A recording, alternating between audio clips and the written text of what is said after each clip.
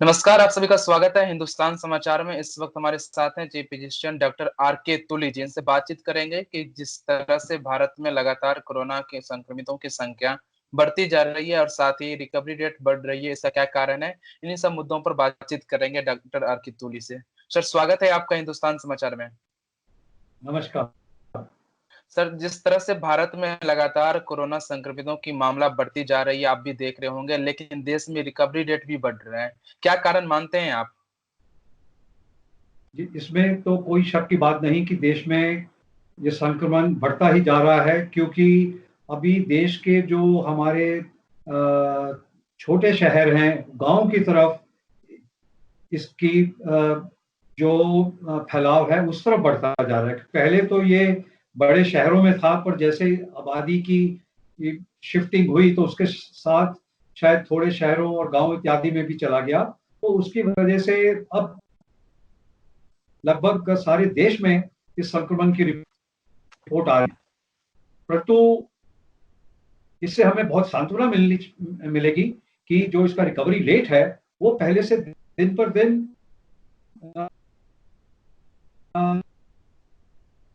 सुधरता जा रहा है। ये दर्शाता हमें प्राकृतिक रोग प्रतिशोध जो हमारी शक्ति है, जो हमारी नेचुरल इम्यूनिटी है इंडियंस में, वो बाकी दुनिया के देशवासियों से काफी बेहतर है।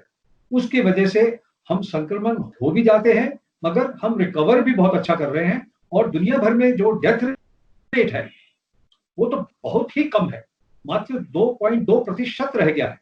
और वो कुछ ऐसे लोग जिनको कि कहते हैं कोमॉर्बिडिटीज, यानी कि जिनकी अनकंट्रोल्ड डायबिटीज है या ब्लड प्रेशर है या हार्ट डिजीज है या उनको कोई लंग्स इत्यादि की फेफड़ों की कोई बीमारी रही, तो अक्सर वो लोग जिनकी शायद वैसे ही सेहत नाजुक थी वो ठीक हो रहे हैं, वरना 100 साल के लोग इसमें से उभर के वापस आ रहे हैं। और देश भर में लगभग 65 टू 70 65 से 70% लोग रिकवर हो गए हैं। और दिल्ली में तो ये आंकड़ा 90% तक पहुंच गया है। और ताजे केस आने भी कम हो रहे हैं।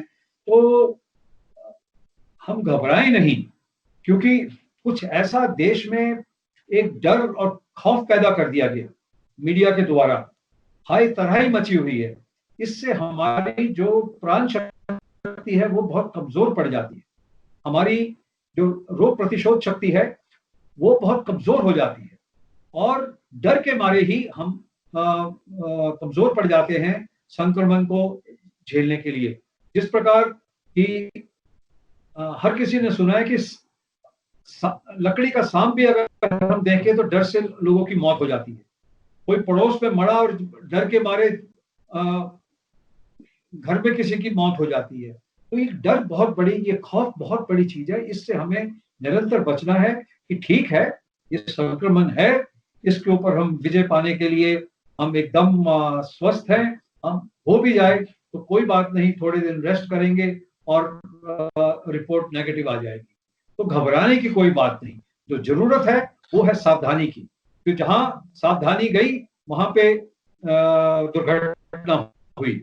इसके लिए ये बहुत जरूरी है कि हम जब बाहर जाते हैं, जहां तक हो सके घर से बिना विशेष काम के घर से बाहर ना निकलें और अपना सेफ डिस्टेंस रखें, जिसको कहते हैं 6 गज की दूरी पे रहें एक दूसरे से।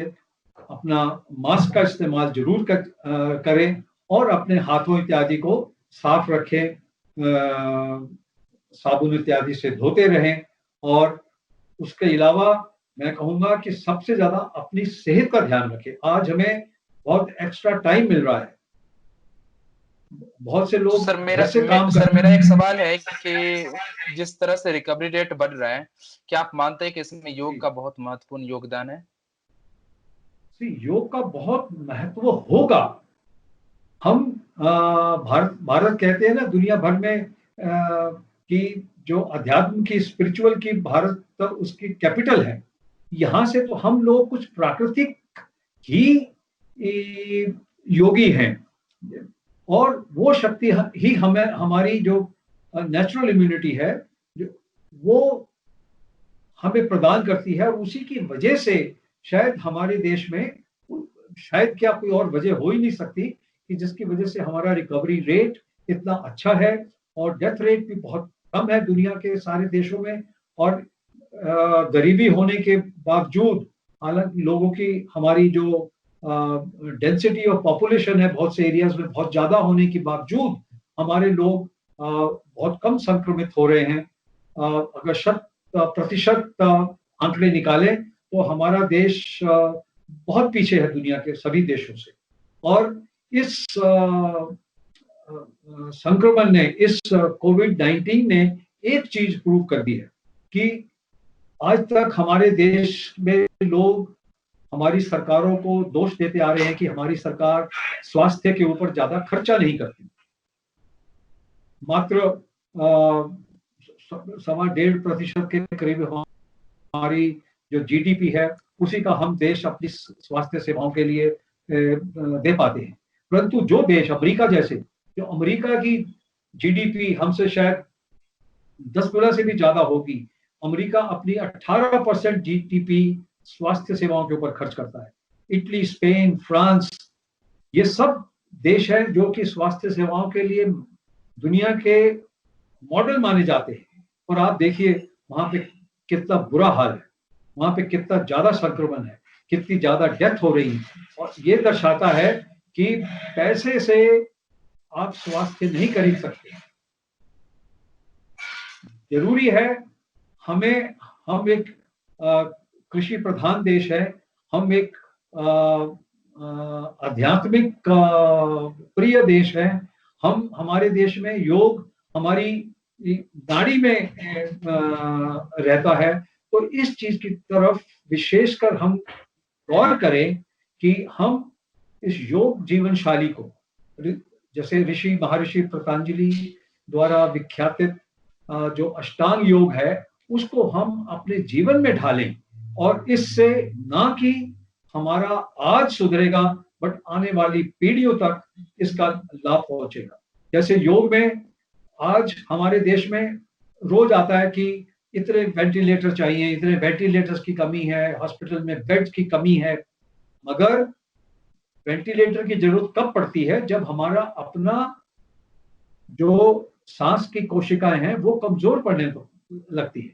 हम अगर योग करेंगे अपना यम नियम के साथ साथ, विशेषकर अगर हम जब अपने आसन करते हैं, अपना प्राणायाम करते हैं, तो हमारी जो सांस की कोशिकाएं हैं वो स्वस्थ होती हैं और हमारा जो रोग के प्रतिरोध है वो शक्ति हमारी बढ़ती है।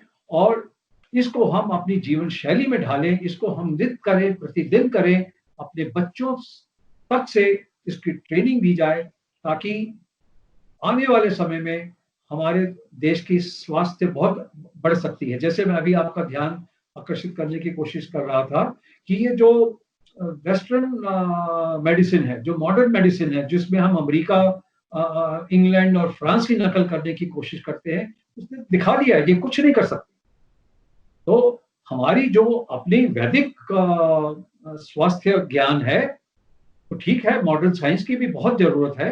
जो विज्ञान है उसके साथ साथ जो ज्ञान है, विज्ञान की तो जिंदगी पिछले 100 साल की भी नहीं है, मगर ये ज्ञान तो हजारों सालों में उभर कर और मैच्योर आकर आज हमारे साथ इतनी सरल प्रकार से हमारे पास अवेलेबल है। तो इसको हम अपनी जीवन शैली में ढालें और इसी से हमें बीमारी से, किसी भी बीमारी से, कोविड संक्रमण से भी हमें बचाव होगा। और विशेषकर आज दुनिया की जितनी बीमारी है उनको लाइफस्टाइल डिजीजेस माना जा रहा है, चाहे वो साइकोसोमैटिक डिजीजेस है, टेंशन है, डिप्रेशन है, ब्लड प्रेशर है, डायबिटीज है, हार्ट डिजीज है, जितने हार्मोन डिसऑर्डर्स इत्यादि है, जितनी एलर्जीज हैं, ऑटो इम्यून डिसऑर्डर्स हैं, यहाँ तक कि डिजेनरेटिव डिजीजेस। और मैं तो कहूँगा कि जो हमारा ट्रॉमा, रोड एक्सीडेंट्स इत्यादि, वो भी सब जो आज की हम टेंशन भरी जीवन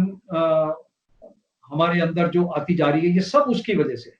अगर हम सर, मेरा ये सवाल एक इसी से संबंधित है कि जब से योग को जीवन शैली में ढाल दें उसके हाँ बाद जी। से जो बाकी बीमारी था भारत में, उन सभी बीमारियों में हाँ, कमी आई है। आप देखिए, देख सकते हैं ना, टीबी के देखिए। मरीज सामने आ रहे हैं, ना जी, चिकनगुनिया के जी, मरीज जी, सामने आ रहे जी। हैं, ना डेंगू के मरीज सामने आ रहे हैं। तो इसका जी, कारण क्या है कि इन सभी बीमारियों वेल लुप्त हो गई देश से, या मरीज आ ही नहीं हाँ, रहे? जी, मैं तो पर्सनली आप मुझसे पूछे तो मैं तो कहता हूँ ये कोविड एक वरदान आया है। देखिए पिछले 3-4 महीनों में हमारे देश की हवा, हमारा जल पानी, हमारी धरती, हमारे पक्षी, हमारे जो भंवरे, तितलियां, इतनी हमने कभी पिछले 30-40 सालों में नहीं देखी थी, जो आज नजर आ रही है। तो ये दर्शाता है कि प्रकृति खुश है, प्रकृति प्रकृति में सुख है, सब जीवन खुशी मना रहे हैं, उनकी ऐसे लग रहा है कि उनकी आबादी बहुत बढ़ गई है। तो ये तो मानव के लिए एक बहुत अच्छी खबर है, बहुत अच्छी सूचना है। और हम कोविड की हाय हाय ना मचाएं, हमें जो कोविड के फायदे हुए हैं इसकी हम एक बैलेंस शीट बनाएं कि देखिए इसके फायदे कितने हुए हैं, इससे हम कुछ लेसन सबक सीखे। आज हमने कितने सबक सीखे कि बहुत सा काम घर बैठ के हो सकता है। ये जो इंटरव्यू आप रिपोर्टर जगह जगह भागते थे, आज 90% काम ये स्काइप इत्यादि पे हो रहा है। बच्चों को स्कूल जाने की, कॉलेज की जो शिक्षा है वो भी आज ऑनलाइन घर बैठे हो रही है। तो बहुत सारे इसकी हमें एक ये जीवन बदलने वाला एक ये कोविड आया है। तो ये वरदान आया है, इससे बहुत कुछ सीखने का है। और अगर हम ये सीख जो हुई है उसको बांध लें, अब यहाँ से ये देखें कि आगे ये प्रदूषण जो कंट्रोल हुआ है ये आगे ना बढ़े। और देखिए प्रदूषण तो, कोविड तो अभी आया थोड़े दिन की, प्रदूषण हमारे देश की सबसे बड़ी महामारी है। हमारे देश की 20 शहर दुनिया के सबसे ज्यादा प्रदूषित शहरों में माने जाते थे। कल ही गवर्नमेंट ऑफ इंडिया की रिपोर्ट आई है कि जो लोग जैसे दिल्ली शहर के बारे में ये आया है कि दिल्ली में रहने वाले लोगों की आयु 9.5 साल, उनकी आयु कम हो रही है इस प्रदूषित शहर में रहने की वजह से। लखनऊ शहर में 10.5 साल। तो लगभग सारे भारत में हमारा जो प्रदूषण का स्तर इतना ज्यादा हो चुका था वो आज कंट्रोल में आ गया है। हम इस सबक को सीखे और इसको 10 हाथों से पकड़ के ये कोशिश करें कि ये प्रदूषण दोबारा वापस ना आए। जो जो जिस जिस वजह से आज जिस प्रदूषण में कमी आई है, सरकार की सबसे बड़ी जिम्मेदारी ये बनती है कि उन चीजों को हम संभल के संभालें और देखें कि ये प्रदूषण दोबारा उतना ज्यादा ना आए। आप तो जानते ही होंगे कि हमारे देश में 25 लाख मौत हर साल, ये 2018 के आंकड़े हैं कि 25 लाख मौत हमारे देश में डायरेक्ट इफेक्ट ऑफ पोल्यूशन, यानी कि प्रदूषण की वजह से 25 लाख लोग हमारे देश में मरे। उसके अलावा जो बीमारियां होती हैं उसमें सांस लेने की बीमारी है, हार्ट डिजीज है और जितनी पूरी बीमारी है, अगर वो सब डालें तो रोड एक्सीडेंट में हमारे देश में लगभग 4.5 लाख लोग हर साल रोड एक्सीडेंट में मरते हैं। तो आपने कहा कि ये सब हॉस्पिटलों में आना बंद हो गया, तो ये एक बहुत बड़ा हमारे लिए संकेत है। हम जागे, इसको पहचाने। मैं नहीं मानता अगर किसी को कोई इमरजेंसी है तो वो हॉस्पिटल नहीं जाएगा, ऐसा कैसे हो सकता है? अगर मुझे हार्ट अटैक हो जाए तो कोरोना है या नहीं है, मुझे तो हॉस्पिटल जाना पड़ेगा। तो आजकल लगभग देश भर में 20% के करीब पेशेंट देखे जा रहे हैं। तो ये तो नहीं है आप छोटी मोटी बीमारी है, ठीक है, आपने उसको कि कोरोना के डर से आप हॉस्पिटल नहीं गए, ऐसा मानता हूं, ऐसा भी हो रहा है, हो सकता है, परंतु इमरजेंसीज को तो आप नहीं रोक सकते। तो इमरजेंसीज भी कम हो गई हैं और वातावरण के सुधार हो जाने से चारों तरफ बहुत बहुत फायदे हैं। और इसकी बैलेंस शीट ली जाए तो मैं कहूंगा एक कोरोना एक वरदान की आया, इसने हमें बहुत कुछ सिखाया है। इसकी सीखें हम संभाल के रखें और आने वाले समय में अपने जीवन को सुधारने की कोशिश करें। और इसमें सरकार का बहुत बड़ा दायित्व है कि वो जो इसमें सुधार आए हैं उनको दोबारा से बिगड़ने ना दें। जो आज हमारी गंगा जल जितना निर्मल और जितना स्वच्छ है, पिछले 40-50 साल में किसी ने नहीं देखा, किसी को याद नहीं। तो सर आपको लग रहा है कि आने वाले समय में जो कोरोना मरीजों की संख्या है वो बढ़ेगी और रिकवरी रेट भी बढ़ेगा? वेल, अभी तो कुछ देखिए, कोरोना के बारे में किसी को कुछ मालूम नहीं। जो बड़े बड़े विशेषज्ञ हैं वो सब अनुमान की बातें कर रहे हैं, सब तुक्केबाजी चल रही है। कोई कहता है ये दवाई आएगी, कोई कहेगा ये वैक्सीन आएगी, ये आएगी या नहीं आएगी, कब आएगी, कोई नहीं जानता। सब अनुमान से बातें कर रहे हैं।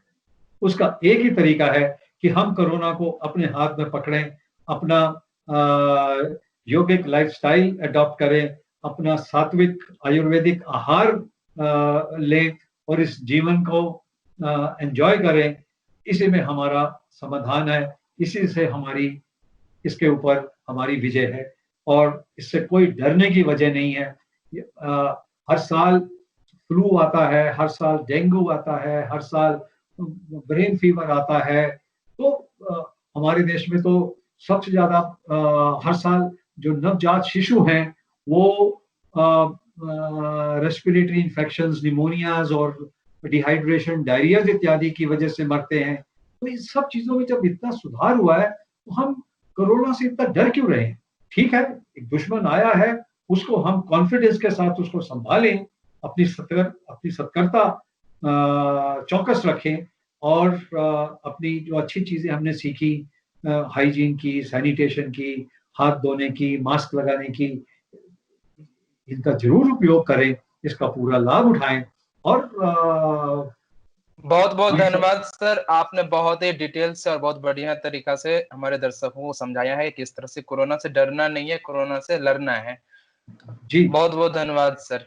देश और दुनिया से जुड़ी सभी प्रमुख खबरों के लिए हमारे चैनल को सब्सक्राइब करें और लेटेस्ट वीडियो पाने के लिए बेल आइकन को जरूर दबाएं। साथ ही हमारे वीडियो को लाइक और शेयर करना ना भूलें।